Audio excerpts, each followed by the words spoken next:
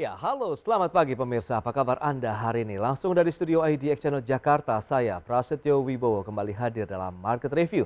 Dan kali ini kita akan membahas terkait dengan isu yang tengah dibahas oleh konferensi tingkat tinggi G20 yang digelar di Bali, di mana fokusnya salah satu adalah penanganan dari perubahan iklim global atau climate change yang saat ini menjadi sorotan banyak pihak, terutama dari negara-negara G20. Baik pemirsa, langsung saja kita mulai Market Review selengkapnya.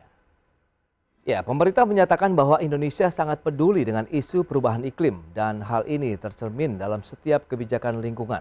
Meski demikian, pemerintah juga menegaskan bahwa Indonesia tidak dapat diintervensi oleh negara manapun, terutama dalam penyusunan kebijakan penanganan perubahan iklim.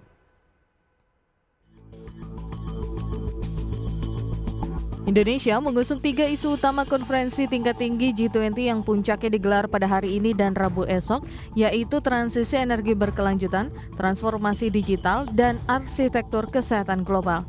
Dan khusus untuk transisi energi berkelanjutan, pemerintah terus menekankan komitmen dalam upaya pengendalian perubahan iklim global melalui target pengurangan emisi gas rumah kaca sebesar 29% pada tahun 2030 dan mencapai zero emissions pada tahun 2060. Bahkan Indonesia sudah memiliki grand strategi dalam Country Platform of Energy Transitions, mencakup pendanaan transisi energi dengan skema blended finance dan peta jalan untuk pengembangan fasilitas pengurangan karbon dan energi bersih. Meski demikian, pemerintah dalam hal ini Menteri Koordinator Bidang Kemaritiman dan Investasi Luhut Binsar Panjaitan menyatakan Indonesia tidak dapat diintervensi oleh negara manapun, terutama dalam penyusunan kebijakan penanganan perubahan iklim. Sebab pemerintah saat ini fokus mengatasi perubahan iklim lantaran memiliki tanggung jawab kepada generasi yang akan datang, bukan tanggung jawab kepada negara tertentu. So this is a very tough negotiation, but Indonesia make it very clear stand on this because we don't want any also policy about climate change could disturb our economic growth. Our economic growth right now is doing well, so that's very important. Number two, I keep telling to my friend that have to be affordable technology, and the third have to be also timely. Luhut menambahkan saat dirinya berbincang dengan Menteri Keuangan Amerika Serikat Janet Yellen di Treasury Building, Washington DC, Amerika Serikat September lalu, emisi yang dikeluarkan Indonesia hanya mencapai 2,3 ton per kapita, sedangkan Amerika Serikat mencapai 14,7 ton per kapita, padahal ambang batas emisi karbon adalah 4,5 ton per kapita. Jakarta, Tim Liputan IDX Channel. Ya, pemirsa, untuk membahas tema menarik kita hari ini, kebijakan perubahan iklim jangan mengganggu pertumbuhan ekonomi nasional, kita sudah tersambung melalui Zoom bersama dengan Profesor Didin S. Damanhuri. Beliau adalah ekonom senior Indef. Ya, halo, selamat pagi, Prof. Didin. Selamat pagi, Mas Pras. Ya, salam sehat, Prof. Salam sehat kembali. Ya. Baik, terima kasih atas waktu yang disempatkan. Menarik kalau kita berbicara terkait dengan isu utama yang dibahas oleh pertemuan ataupun presidensi G20 Indonesia, salah satunya terkait dengan climate change atau perubahan iklim. Begitu, memang ini menjadi salah satu fokus banyak negara dengan pertumbuhan dan aktivitas ekonomi yang sudah mulai bangkit kembali, terutama pasca pandemi yang sekarang sudah mulai mereda. Review terlebih dahulu nih, Prof, bagaimana sikap dan kepedulian dari negara-negara G20 menurut pandangan Anda begitu dalam forum G20 yang saat ini tengah digelar? Ya, kalau kita lihat negara-negara G20 ini ada dalam komitmen terhadap pengurangan emisi karbon itu bervariasi ya. Justru yang paling menarik adalah Amerika, yang emisi karbonnya sekitar 14,7 ton per kapita ya. Iya. Itu sangat tinggi dan sementara seperti negara-negara Eropa itu kalau dilihat mereka lebih serius ya, termasuk juga China. Tentu saja Indonesia bukan mau tergantung pada satu negara dengan negara lain. Luhut Binsar Panjaitan, Indonesia tentu saja harus merumuskan strateginya sendiri secara independen berdasarkan kepentingan nasional. Namun komitmen terhadap pengurangan emisi karbon ini yang sudah dinyatakan akan kurangi sampai 29% begitu di Glasgow sana. tidak boleh surut ya, tidak boleh Oke. surut. Nah, masalahnya Indonesia ini memang kalau saya ikuti, kebetulan saya agak terlibat beberapa kali. Oke. Memang kalau dari kementerian-kementerian, dari berbagai termasuk juga daerah-daerah, eh, apa namanya, keseriusan untuk mengurangi emisi karbon ini lumayan tinggi ya. Nah, yang jadi masalah walaupun dikatakan oleh pemerintah sudah mempunyai satu grand design dan apa namanya termasuk pembiayaannya. Kalau saya mengikuti beberapa kali evaluasi gitu, salah satu kelemahan Indonesia itu kan masih sektoral, belum terintegrasi secara keseluruhan bagaimana setting industri, setting sektor-sektor tertentu lainnya, pertanian, pertambangan dan sebagainya dikaitkan terhadap bagaimana teknologi yang harus dikasihkan, lalu itu dengan memperhitungkan seberapa lebih bersih di dalam apa namanya konstruksi produksinya. Nah, dan apa strategi ITEK yang harus diterapkan di dalam berbagai apa namanya sektor ataupun daerah gitu ya. Nah, itu yang disebut sebagai adanya grand design dan peta jalan itu masih bersifat sektoral. Oke. Belum terintegrasi bagaimana secara nasional targetkan berapa yang harus diturunkan sampai 2030, lalu kemudian sumbangannya dari per sektor dan per daerah untuk menurunkan itu. Betul, betul. Nah, Prof, Menko Marinvest Luhut Binsar Panjaitan juga beberapa waktu lalu menyebutkan bahwa Indonesia tidak bisa didikte begitu diintervensi dalam perumusan ataupun penanganan terkait dengan perubahan iklim, kebijakan-kebijakan yang dibuat oleh pemerintah. Apakah ini memang lebih untuk menjaga juga ini roda perekonomian kita juga masih tetap jalan begitu dan kalau bisa seiring sejalan begitu, Prof? Ya, jadi ini memang semua negara mengalami dilema tentu saja. Satu pihak kita concern bahwa ancaman bukan hanya perubahan iklim, sampai Biden mengatakan climate crisis, gitu. Karena memang bencana demi bencana di semua sudut dunia terjadi dan pengaruhnya terhadap pangan, terhadap kesejahteraan sosial masyarakat masing-masing negara juga sangat besar tekanannya. Itu jelas concern semua kita. Tapi setting produksi di dalam struktur GDP negara-negara itu masih tergantung kepada energi fuel yang notabene menghasilkan emisi karbon yang tinggi. Nah, jadi bahasanya adalah bagaimana menyusun sebuah transisi energi agar masing-masing negara menuju kepada emisi karbon yang zero. Nah, tetapi ada ketidakadilan kan, negara-negara seperti Amerika yang sampai hari ini setahu saya sampai Trump itu belum menandatangani protokol Kyoto, Paris Agreement belum ditandatangani, walaupun Biden adalah yang concern ya di dalam berbagai pernyataannya terhadap climate crisis itu, tetapi langkah konkret dari industrinya belum terlalu kelihatan gitu loh. Nah, belum lagi karena memang kita menghadapi pandemi seperti China yang sudah jelas langkahnya untuk mengganti ya ketergantungan pada batu bara yang merupakan energi kotor itu terhadap energi bersih dengan melakukan salah satunya gasifikasi. Jadi tetap dengan batu bara tapi bersih, tapi sangat mahal dan negara itu juga China sendiri tertimpa dengan pandemi yang luar biasa. Nah, sehingga terjadi penurunan yang double digit menjadi di bawah 5% kan pertumbuhan ekonominya. Jadi mereka juga tunda program ini kembali ke batubara. Eropa terganggu itu karena perang di Ukraina yang di boikot gas oleh Rusia, sehingga mereka mengalami resesi dan inflasi yang sangat tinggi. Jadi ini juga mengganggu. Jadi Jadi ada kondisi objektif di mana kita menghadapi pandemi yang belum selesai, perang yang menimbulkan juga disruption terhadap berbagai hal, lalu kemudian komitmen untuk menuju energi bersih ini masing-masing negara mengalami adjustment. Nah, namun bagaimanapun Indonesia saya kira seperti dikatakan Luhut Binsar Panjaitan, tanggung jawab kita itu pada generasi yang akan datang. Yes, betul. Jadi nggak boleh surut dari komitmen kita untuk mengurangi emisi karbon ini.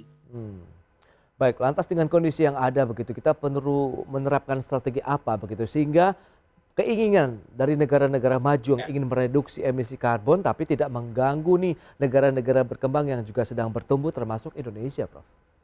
Iya, jadi bahasanya tetap dengan transisi energi ya. Jadi kita secara sistematis mengurangi ketergantungan pada energi kotor ini berbasis fuel dan mulai merintis berbagai energi baru dan terbarukan yang sangat kaya Indonesia ini. Jadi jangan ada ketakutan kalau hanya masalah transisinya, bahwa kalau kita kemudian shifting ke energi bersih, lalu kemudian pertumbuhan ekonomi kita menjadi katakanlah drop gitu. Justru kalau kita punya strategi yang appropriate, yang tepat, perpindahannya smooth gitu, kita ini sangat kaya. Apakah itu gelombang, apakah itu matahari, ataukah apakah itu angin, hanya perumusannya adalah mana prioritas yang sekiranya paling ekonomis gitu dari alternatif energi baru dan terbarukan itu, karena kita sangat kaya. Nah, jadi sekali lagi bahwa dan ini saya kira komandonya harus ada dalam satu, memang langsung di bawah presiden, tetapi ada kementerian yang yang paling memberikan komando dan ada perintah dari presiden dan semua stakeholder mengikuti irama dari perencanaan yang tersentralisasi. Yang bisa mengorkestrasi begitu ya, Prof. Ya, ada orkestrasi, tapi pelaksananya terdesentralisasi tentu saja. Baik, Prof. Ini semakin menarik. Kita akan lihat apakah ini menjadi suatu langkah yang tepat juga bahwa Indonesia bisa mandiri nih dalam menerapkan penurunan emisi karbon sekaligus transisi energi. Kita bahas di segmen berikutnya. Dan pemirsa, tetaplah bersama kami. Ya, terima kasih Anda masih bergabung bersama kami dalam Market Review. Berikut ini kami sampaikan infografik terkait dengan 10 negara penyumbang emisi karbon di dunia. Apa saja ini data tahun 2021 seperti yang bisa Anda saksikan di layar televisi Anda. Kita lihat posisi pertama. Seperti yang tadi sudah kita bahas di segmen sebelumnya. Amerika Serikat masih mendominasi sekitar 509,143 gigaton karbon dioksida atau CO2. Kemudian China 284,4 gigaton CO2. Disusul Rusia, Brazil, dan Indonesia di posisi kelima 102,56 gigaton karbon dioksida. Selanjutnya ada Jerman, Inggris, Jepang, dan Kanada. Data dari Carbon Brief. Dan berikutnya kita lihat target emisi karbon Indonesia di tahun 2023 itu. Dari sisi ini ada aturan baru namanya Enhanced Nationally Determined Contribution atau NDC. Proyeksi emisi normalnya kita sekitar 2.869 metrik ton karbon dioksida ekuivalen. Ya, kemudian target usaha mandirinya kalau kita bisa ini terjadi di tahun 2023, penurunannya adalah sekitar 1.953 metrik ton CO2 ekuivalen. Kemudian target bantuan apabila kita menerima bantuan dari internasional itu menjadi 1.632 metrik ton karbon dioksida ekuivalen. Jadi kalau dibantu kita bisa lebih cepat turunnya. Sementara target usaha mandirinya sekitar di 1.900-an metrik ton. Dan selanjutnya bagaimana dengan pertumbuhan ekonomi Indonesia? Ini juga yang terus dijaga sambil kita mengurangi emisi karbon kita. Ya, kuartal 1 2021 memang masih negatif minus 0,71%, tapi seiring dengan langkah-langkah kebijakan fiskal moneter yang dilakukan oleh pemerintah, Indonesia mampu membangkit kembali begitu ya untuk bisa menjaga pertumbuhan ekonomi nasional. Tercatat di kuartal 3 tahun 2022 ini trennya naik terus menjadi 5,72% secara tahunan. Kita lanjutkan kembali perbincangan bersama dengan Profesor Didin S. Damanhuri, ekonom senior Indef. Ya, Prof. Didin, berdasarkan data yang tadi sudah disampaikan, memang menarik kalau kita cermati dengan emisi karbon yang sudah dikeluarkan negara-negara maju memang masih cukup besar karena seiring dengan aktivitas produktivitas begitu di negara-negara mereka dalam membangkitkan industri dan juga roda perekonomian. Indonesia pun tidak kalah jauh begitu untuk bagaimana memacu ekonominya, tapi dengan adanya aturan emisi karbon ini menjadi fokus dunia. Apakah kita sudah on the track dan apakah bisa mandiri ini, Prof? Ya, tentu saja Indonesia sudah menjadi salah satu yang secara aktif ya di dalam pencapaian pengurangan emisi karbon. Oke. Itu secara internasional sudah diakui saya kira. Nah, cuman yang menarik dari tabel itu Indonesia sebagai satu-satunya negara yang masih berkembang itu di antara 10 negara, di mana nomor 5 yang menyumbang emisi karbon tertinggi. Jadi di satu pihak kita masih negara yang termasuk yang masih berkembang, tapi sementara 9 negara lainnya sudah menjadi negara maju dengan sumbangan emisi karbon yang sangat tinggi. Ya. Tapi Indonesia belum jadi negara maju, sudah menyumbang emisi karbon yang nomor 5 tertinggi di dunia.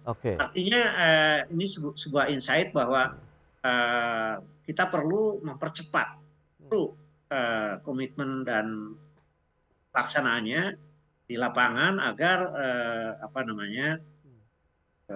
pengurangan emisi karbon ini secara sangat serius dilaksanakan.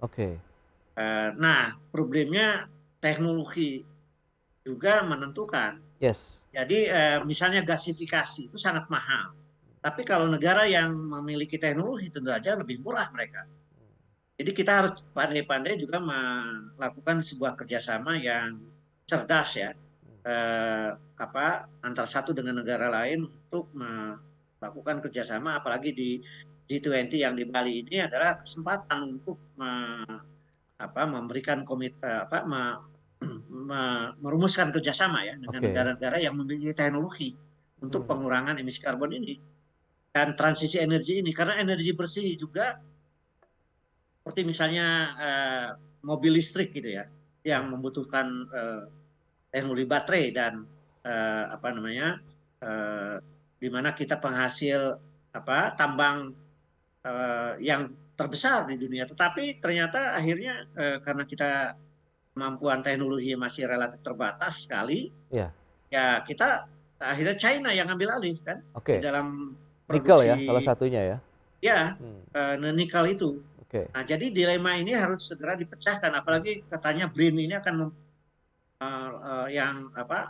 realisasi dari lembaga riset ini akan mempercepat pencapaian penguasaan teknologi itu. Ya harus dilaksanakan agar kita di samping memang kerjasama dan minta bantuan negara yang mempunyai teknologi yang sudah dikuasainya, ada transfer teknologi yang dipercepat gitu, agar Indonesia lebih mandiri juga di dalam teknologinya gitu.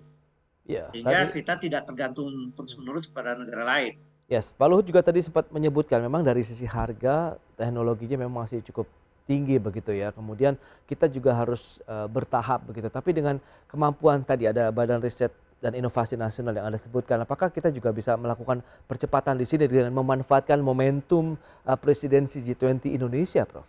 Ya, betul. Jadi mudah-mudahan BRIN di sana banyak yang hadir ya, masuk kepalanya, agar di samping ada perundingan-perundingan tingkat tinggi, aktif juga di dalam perundingan tingkat ministerial meeting gitu, dan BRIN dilibatkan di dalam dengan Kementerian Luar Negeri maupun Menteri Keuangan agar strategi untuk merebut teknologi atau transfer teknologi untuk pengurangan emisi karbon ini juga Indonesia mempercepat penguasaannya gitu. Jangan sepenuhnya kita harus bayar itu paten-paten teknologi yang dimiliki negara-negara yang menguasai teknologi itu. Betul. Jadi sangat strategis sebenarnya memang kalau kita cerdas memanfaatkan momentum ini, karena memang kita sangat berkepentingan untuk mandiri secara pangan dan energi, tetapi sekaligus basis produksinya makin bersih ke depan itu.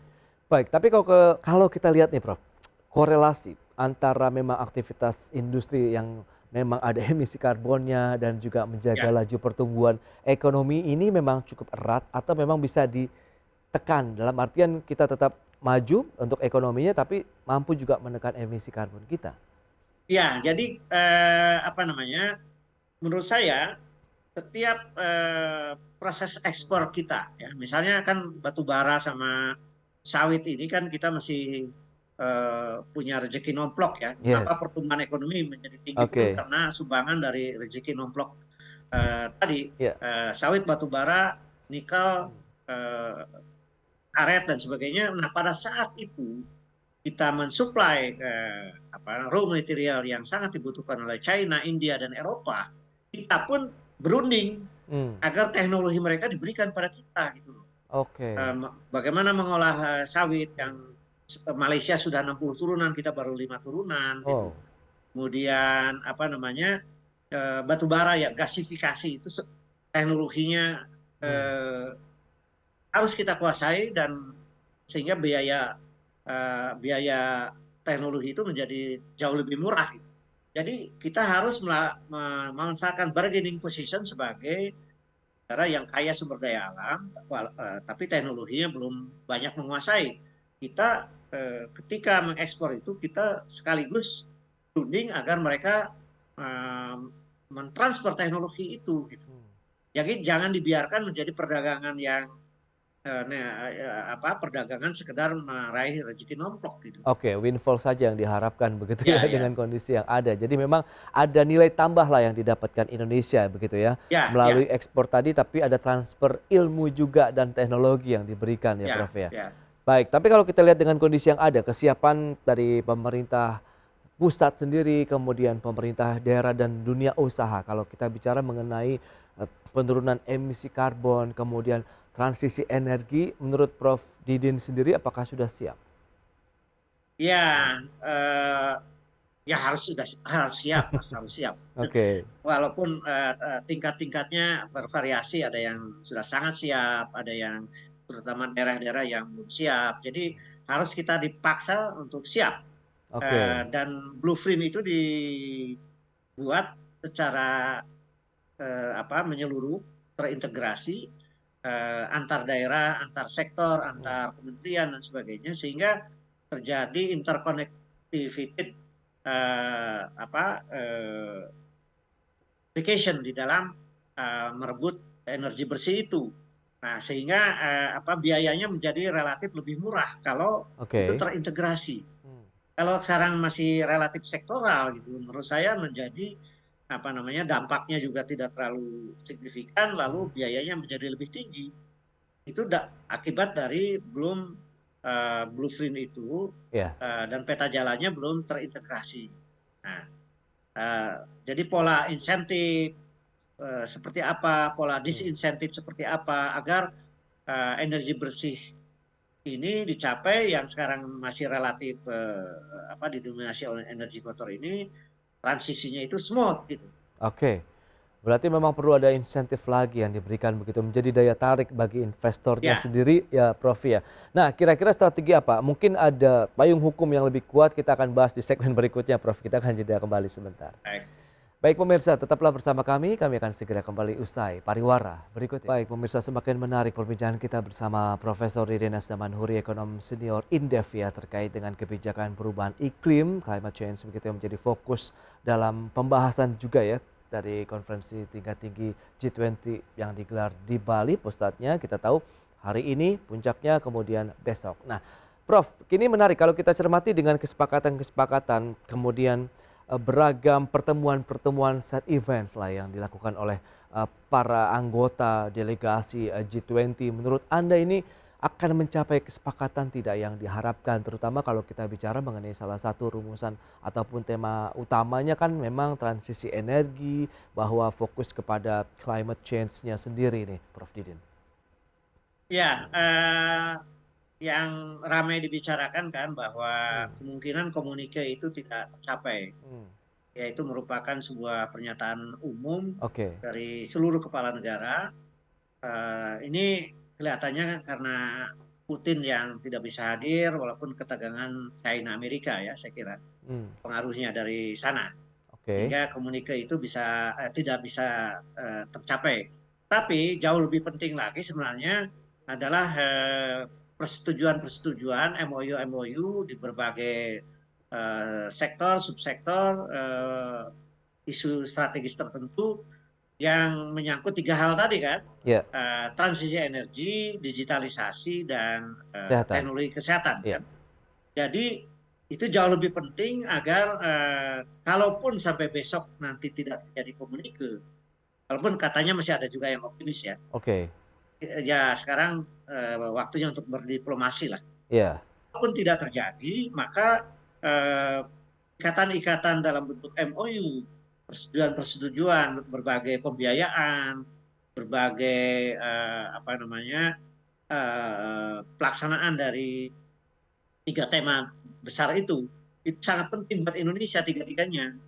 Transisi energi itu banyak pembiayaan dan kebutuhan teknologi, kemudian digitalisasi jelas, terutama UMKM dan sebagainya. Kemudian satu lagi menyangkut kesehatan. Kita vaksin masih yang bersifat nasional kan belum juga digunakan lah secara internasional gitu. Jadi kesempatan lah dia sekarang kita untuk 3 hal itu dicapai secara maksimal gitu. Kalau menurut saya seperti itulah ininya ya. Terakhir Prof, optimisme Anda terkait dengan gelaran KTT G20 ini juga terhadap pertumbuhan ekonomi Indonesia ke depan akankah menjadi booster untuk keberlanjutan kita? Ya, jadi gini, pertumbuhan ekonomi yang dicapai terakhir ya 5,44%, kemudian kuartal berikutnya adalah 5,72% ya. Itu relatif tinggi ya dibanding negara-negara lain yang sudah seperti Amerika sama Eropa yang sudah mengalami resesi sebagian. Jadi ini tentu saja sebuah berkah ya. Ada penjelasannya, tentu saja ada konsumsi masyarakat yang masih menyumbang 55%, ada ekspor yang lumayan tinggi, ada berkah dari kebutuhan sawit, batu bara, dan nikel yang harganya fluktuatif. Tentu saja itu berkah yang masih kita dapati. Plus juga jangan lupa bahwa keberhasilan untuk akhirnya walaupun dengan segala kesulitan yaitu menangani COVID-19. Pengaruhnya terhadap bagaimana kegiatan ekonomi masyarakat dari mulai korporasi sampai UMKM itu bergerak setahun terakhir ini, dan itu menyumbang terhadap akhirnya pertumbuhan ekonomi yang relatif positif tadi. Nah, oleh karena itu ini momentum untuk mengendalikan COVID harus terus jangan sampai kendor gitu. Itu karena dia. masih ada kadang-kadang 2.000 bahkan pernah menyentuh 5.700 yang terinfeksi sehari gitu. Jadi harus terus ada pengetatan, terutama perjalanan luar negeri ya, yang harus ketat dilakukan pengetatan lah. Berarti memang kemudian sisi pertumbuhan ekonomi yang positif lainnya adalah bagaimana agar insentif di satu pihak menurut saya disumbang oleh bantuan sosial sehingga konsumsi masyarakat tetap tinggi, dan di lain pihak adalah insentif untuk UMKM. Itu patut dipertimbangkan untuk diteruskan agar kita terus mencapai pertumbuhan yang positif. Prof Didi, memang nampaknya masih ada beberapa pekerjaan rumah yang harus tetap dijaga begitu ya keberlanjutannya begitu dengan kondisi yang ada saat ini, dan semoga KTT G20 Indonesia pun juga memberikan sumbangsi dan hasil konkret bagi pertumbuhan dan pemulihan ekonomi Indonesia tentunya dan global secara umum. Prof Didin, terima kasih banyak atas waktu dan sharing yang Anda berikan untuk pemirsa. Selamat melanjutkan aktivitas Anda kembali. Salam sehat, Prof Didin. Salam sehat. Terima kasih.